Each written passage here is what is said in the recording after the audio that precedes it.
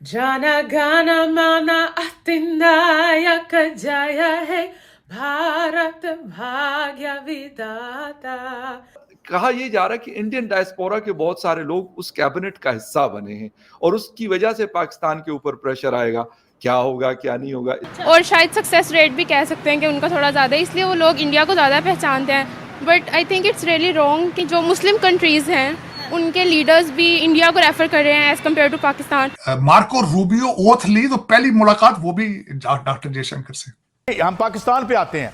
हालत यह है, आज एक प्रॉपर्टी के बहुत बड़े आदमी ने मुझे फोन किया, उन्होंने एक बात की, अगर आईएमएफ ने इजाजत दे दी तो इंशाल्लाह ठीक हो जाएगा। तो फिर आईएमएफ को हमने वोट दिया था या आपको वोट दिया था? कि यहां पे भारत इतना उसका इन्फ्लुएंस है कि डोनाल्ड ट्रंप साहब के पीछे जो सीटें थी, दे आर वेरी वैल्यूएबल सीटें थी, बहुत वैल्यूएबल सीटें। उसमें उषा वैंस को देखा तो वो भी जेडी वैंस के साथ बैठी, किस वजह से? आईवी लीग लॉ स्कूलों से पढ़ी है। उषा के पीछे भी स्ट्रेंथ उसकी एजुकेशन। उससे पीछे चलें, सुंदर पिचाई देखें, उसके पीछे विवेक रामास्वामी देखें। विवेक रामास्वामी बायोमेडिसिन पढ़ के आया तो लॉ स्कूल में जब गया उस वक्त भी उसके पास 1 मिलियन से ज्यादा थी, अभी अंडर ग्रेड था। जब लॉ स्कूल ग्रेजुएट किया, his net worth was $11 million. उसके बाद मैंने देखा विवेक रामास्वामी, काश पटेल को देखा, फिर उसके बाद आप देखें यहां पे हरमीत ढिल्लों को देखें, और उसके बाद बेशुमार लोग हैं। डॉक्टर जयशंकर फॉरेन ऑफिस को ज्वाइन किया 1977 में, 48 ईयर्स अपनी जेब में डाल के फिर रहे डिप्लोमेसी का एक्सपीरियंस। मार्को रूबियो ओथ ली तो पहली मुलाकात वो भी डॉक्टर जयशंकर से। इसमें मेरी मादरे मिल्लत जो कि मुझे सारा दिन गालियां देते हैं आलिया आपके लिए, मुझे कोई एतराज नहीं, मुझे कोई एतराज, मैं पढ़ता भी नहीं, देखता भी नहीं, वरना मैं तो बोल ना पाऊंगा। दुख इस बात का कि मुझे गालियां भी उर्दू में देते हैं। गूगल ट्रांसलेशन से गालियां ही ट्रांसलेट करा लो यार, गालियां इंग्लिश में ट्रांसलेट करा के भेजो। कहा यह जा रहा है कि इंडियन डायस्पोरा के बहुत सारे लोग उस कैबिनेट का हिस्सा बने हैं और उसकी वजह से पाकिस्तान के ऊपर प्रेशर आएगा। क्या होगा क्या नहीं होगा। पाकिस्तान की जो रेलेवेंस है वो अब इतनी इसलिए नहीं रही कि अमेरिका ने अफगानिस्तान से अपने आप को डिसएंगेज कर लिया है। आप ये देखिए कि इंडिया के साथ अमेरिका एक स्ट्रेटेजिक पार्टनरशिप बना रहा है, और रीजनल लेवल पे भी इंडिया के साथ क्वाड आप देख लें, वो उसका भी मेंबर है और इंडिया भी है। तो इंडिया की इंपॉर्टेंस बहुत ज्यादा है और पाकिस्तान की अब कोई रेलेवेंस रही नहीं है। आप पिछले दौर में भी देख लें तो उन्होंने $1.3 बिलियन की जो इमदाद थी पाकिस्तान के लिए जो आती थी वो उन्होंने खत्म कर दी थी। हमारे इंटीरियर मिनिस्टर मोहसिन नकवी साहब भी, हमें तो यही खबर दी गई कि, बल्कि खबर सबको यही दी गई कि जी वो वहाँ पे शायद ट्रम्प साहब का जो वहाँ पे इवेंट बहुत बड़ा हो रहा है जिस वक्त वो ऑफिस का चार्ज ले रहे थे, लेकिन वो वहां पे नजर नहीं रहा है। इंटीरियर मिनिस्टर जो हैं वो हुकूमत को रिप्रेजेंट नहीं कर रहे, वो एस्टैब्लिशमेंट को रिप्रेजेंट कर रहे हैं। तो एस्टैब्लिशमेंट ने अपना नुमाइंदा अमेरिका में भेजा था कि आप जाएं जी और जाके वहां पे। अच्छा, अब उनको कोई इन्विटेशन नहीं थी, वो बस धौंस धांधली से चले गए वहां पे, और उन्होंने कोशिश की कि कुछ फोटो सेशंस वगैरह करवाएं जाके वहां पे, और अपनी तस्वीरें और ये और वो सारा कुछ। इन्विटेशन भी नहीं आया, आप वहां चले गए, फिर आपने एक एम्बेसडर से एक सेनेटर से मुलाकात की, और वो सेनेटर जो है वो फ्री इमरान खान का ट्वीट कर रहा है।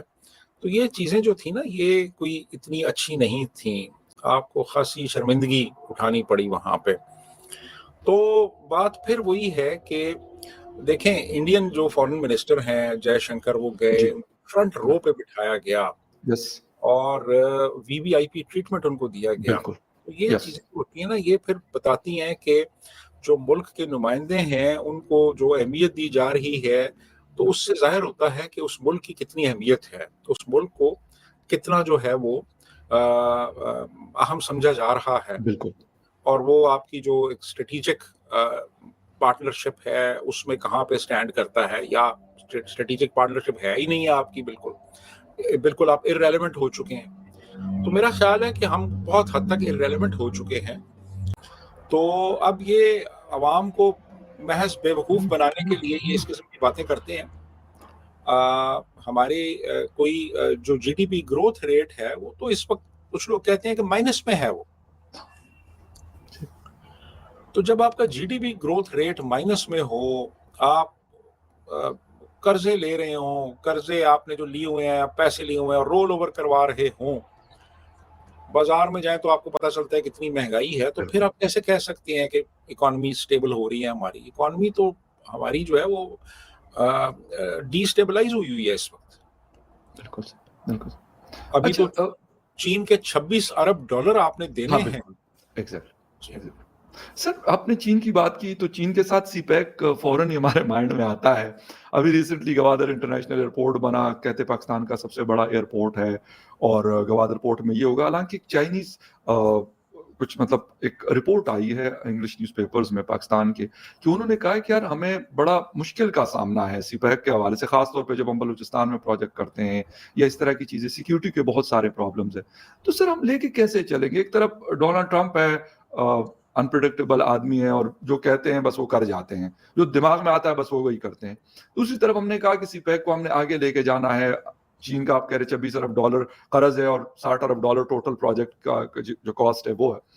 एक वक्त था जब अमेरिका पाकिस्तान को अपना नॉन नेटो एलाई कहता था और भारत को वो समझता था कि ये रशिया या फिर सोवियत यूनियन के एलाई हैं। लेकिन धीरे धीरे वक्त बदला और अमेरिका को ये समझ में आ गया कि भारत सिर्फ अपने नेशनल इंटरेस्ट में काम करता है, जबकि पाकिस्तान की कोई फॉरेन पॉलिसी नहीं है, उनके कोई प्रिंसिपल नहीं है। वो हमेशा अप फॉर सेल का टैग लगाकर घूमते हैं और इसी वजह से अमेरिका ने अपना जो पैरामीटर है दोस्ती का वो बदला और भारत को अपने खेमे में लाने के लिए तमाम प्रयास किए।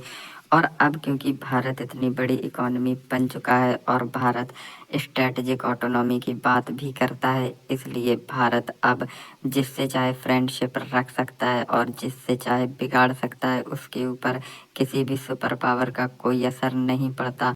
और इसी का एग्जाम्पल हाल ही में देखने को मिला, जब रशिया से अपने संबंध वैसे ही रखते हुए अमेरिका के साथ भी संबंध बढ़ाए और भारत ने ये करके दिखाया दुनिया को। हाल ही में जब से ट्रंप ने अपनी कैबिनेट बनाई और उस कैबिनेट में तमाम सारे इंडियंस को रखा, तो ये दुनिया भर में एक मैसेज गया कि इंडिया की भी बहुत ज़्यादा इम्पोर्टेंस रहने वाली है ट्रंप की कैबिनेट में।